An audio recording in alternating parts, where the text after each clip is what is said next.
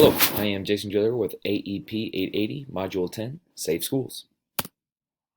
To summarize our 4 articles, looking at strategies for building a productive and positive learning environment, really talked about in the first few days establishing that positive learning environment, which is critical to building that environment that allows students to not only feel welcomed, but to really begin building that culture for learning and creating a great environment for all of them.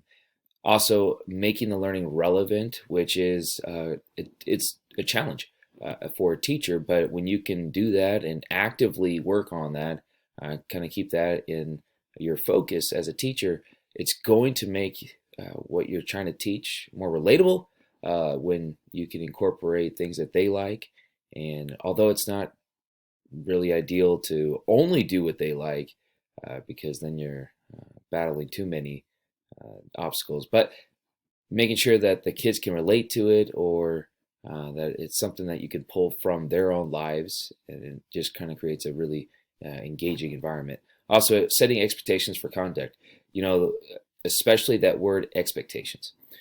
These are my expectations, and this is how I expect you to act, but this is also how I expect you to handle this, and I do expect you to be able to get along with those in the classroom and make everyone else feel welcome. That also reinforce positive behaviors, which, we can spend all this time talking about the negative behaviors of students, but when you show and you are rewarding and finding ways to show kids that the positive behaviors and the way that they conduct themselves, that's what you want to see more of. And when you reward that, other students see that, and so they want that reward as well. So you'll see more positive behaviors than negative when you focus more on positive behaviors. Also, creating a warm and inclusive classroom environment. This starts again with the first few days. You want to establish that positive learning environment, because if you wait till the middle of the year, the first few days were wasted completely. And so a belief of mine is that don't even spend any time in the first few days getting right into curriculum. That should be the day where you're setting classroom expectations and modeling behaviors. Also, decorating the classroom. While you can go above and beyond, really the big thing is just decorating the classroom to make the students feel comfortable. And it's not even so much in the article it states, it's not so much about how things are arranged, but do the students feel comfortable just walking into the classroom? Is it an environment that's welcoming, warm, comfortable? Also, creating special traditions within the classroom. If students know that on Fridays we're going to do this, if when we come into Monday's class we're going to start with this, they kind of start looking forward to those things because it's special to them in their classroom, and it's creating again that really welcoming and warm environment. And also teach and practice cooperative learning, especially at certain ages. Working with other students is a challenge. And when you practice that and you teach it and you reinforce your expectations of how they need to work together, ultimately everybody else in the classroom is happier. And it's not such a very intense and unwelcoming environment. Skipping down to the third one, how feeling respected transforms a student's relationship to schools. Showing a student respect for their humanity, so simply for just being a person, a human being, is huge in that respect area, and especially not disciplining them or putting them on center stage to discipline them. Students feel far more inclined to not act out when they're not put on center stage. So when you kind of either pull the student back, or you have a conversation with that student individually, or even just off to the side, hey, you need to stop your behavior, instead of putting them on blast in front of all the other students, that actually enforces or reinforces that there's an expectation that you're supposed to be conducting yourself in the right way. And it showed in there that students aren't, or the more that you put them on center stage and kind of discipline them in front of other students, they tend to act out more. Also, making the student feel valued. Each and every single student can bring something very good to the classroom, and in their own way. It's not that, it's not just between the really smart students and the athletes. There are so much more that students can bring to the classroom, that as long as you make them feel valued for their individual talents, then you're really creating that respect between you and the student. And then also focusing on the relationship and building empathy. the relationship that you build with students is the biggest difference maker you can create in their world, because sometimes you are that only person in their world that they, and the reason why they come to school, even if you don't realize it. So make it a conscious effort to build empathy with each student and understand that what they might be going through can really kind of open up your eyes and help you understand them better. And then for the last one, 3 essential priorities for school principals, which involves emphasizing a caring and inclusive school environment. We can spend all of our time recognizing athletes and those students that do so well in the classroom. If we really begin to think about students as a whole, like what can we do to make sure each and every single one of those students that walk through the doors feel welcomed and important, and they're included, then you begin to create that environment that's extremely valuable and positive for students. Also, providing staff with leadership roles.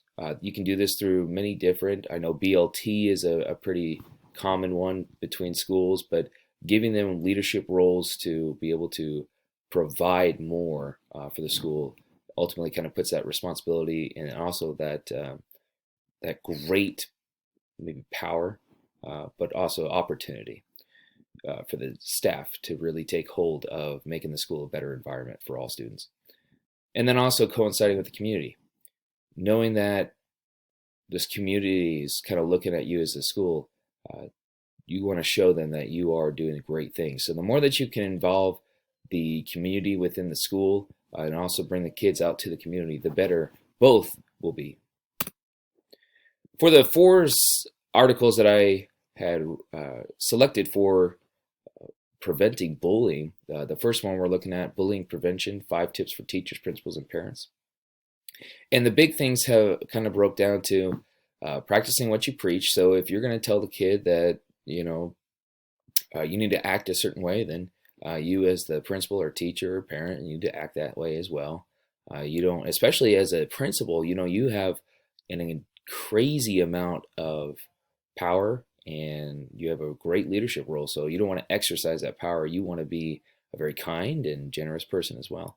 Also, assessing the extent of the problem. I really like this idea of surveying the students because we don't see everything as adults.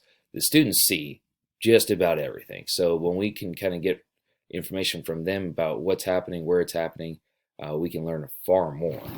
And also developing a school-wide conduct, just having those expectations set very clear from day one, that this is how you will act, and this is what we expect from you.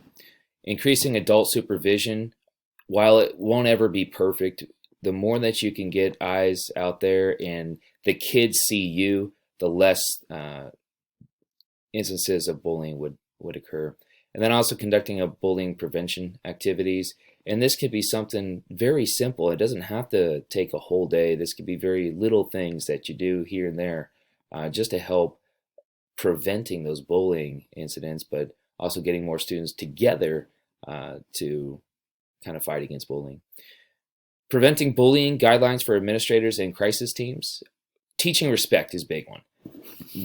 We can go on about why teachers, they want to show kids respect, but at the same time, kids need to understand and be taught what respect is, what it looks like, and how to hold themselves accountable for that. Also, developing and enforcing anti-bullying policies. Usually, by the time that you're seeing the bullying happening, it's too late.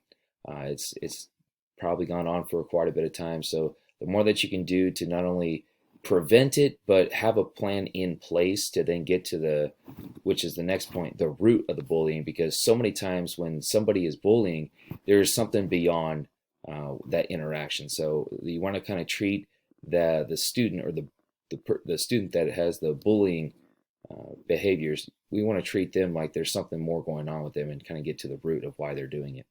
And also teach bystanders how to help. That's a big thing is, they always kind of taught when you're not stopping a bullying, you're just as bad as a bully, which puts the student in quite a predicament because they don't want to be the one hurt. And so we want to teach students how to handle that as a bystander. And then bullying prevention. Implement school-wide plan to reducing and eliminating bullying. again, it's really about putting in a plan in place to not only prevent it, but what happens when you do see it. You want to have a very clear, persistent, and consistent plan. Also, recognizing those who are more likely to be bullied when you, especially this day and age where you have the LGBTQ community who do tend to be bullied more than other groups. That's kind of an area you want to be kind of focusing on and looking out for, keeping an eye out. And then also training staff to recognize and address. When the staff has a very clear understanding of what's expected from them in handling bullying, they are more likely to handle it the right way instead of handling it their own way, which may be inconsistent amongst staff members. And then 10 ways to help reduce bullying in schools. Again, have clear expectations. It all stems back to expectations. What do we expect from you? And when we continuously hold students to those expectations, you start seeing better behavior. Address actions and behavior. So when you do see it, nothing's too small. You have to address everything. Even if it's a simple, hey, that's not how we perform or that's not how we act, you need to discontinue your behavior. And then engage parents as well. Whether it's this can be done before you see anything. So the more that you can get parents involved and engaged, the more likely the school will be successful. And then also knowing state law and district policies. We want to make sure that you address bullying in accordance with state laws, but also, do we have a district policy that really aims to help prevent and eliminate bullying, or reduce if you can't completely eliminate it. Looking at some of the data on bullying, it was, these are the amount of or percentage of students that have gone through this type of bullying, and I don't know if you can ever get rid of all of it, especially the verbal part. And a lot of times there's students, well, I'm just teasing, but that kind of goes down with that verbal of, oh, I'm just messing with them, or I'm just joking, where, those are the little things that even though they may be joking, it's still not acceptable, and it's kind of it's kind of a difficult line to stop students at.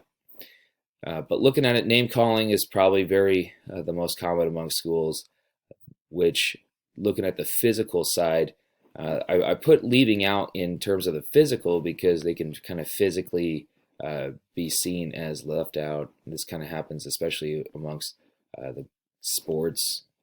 You may not be selected for the team that you wanted, but when you look at the classroom, I was kind of alarmed by that the location, most of it's happening or a higher percentage of it's happening in the classroom at 29%. And it's, previously I said that having supervision there can help kind of reduce it. But when you're in the classroom as a teacher, it's still happening. So again, that's kind of being able to identify it, know what your policies are in place to try to prevent it. And then going into, which I was actually kind of surprised with, outside in the playground and recess is the lowest percentage for location. I was surprised by that. And times have changed. I had imagined 20 years ago it wouldn't look the same for email and blogging, but so that number has risen probably substantially. That although it's just below 10% for email and blogging, it is still it's becoming a bigger factor here and there. So just kind of looking at the data, I think I was surprised most that the location, the highest percentage was happening in the classroom rather than on the playground. Wasn't so much surprised about, in terms of verbal, the data being higher for name calling and teasing rather than threatening. I actually not surprised by that at all, that it's actually a lower percentage for threatening compared to name calling. And then I still, you never want anybody to feel bullied, but I would like to see what the numbers compared to about 20 years ago for pushing and shoving, whether it has to do with more of just being recognized, or I guess kind of now that we've taken the data for it, but I want to know if it's higher or lower compared to about 20 years ago. So. Missing procedures and policies. So from school to school, these are the areas that I would imagine, or I can definitely see there are some missing procedures and policies set in place for bullying, which is a clear set of expectations. If the students aren't expected, or they don't know what their expectations are, they have no idea how to act. Also, positive reinforcements, which again we can focus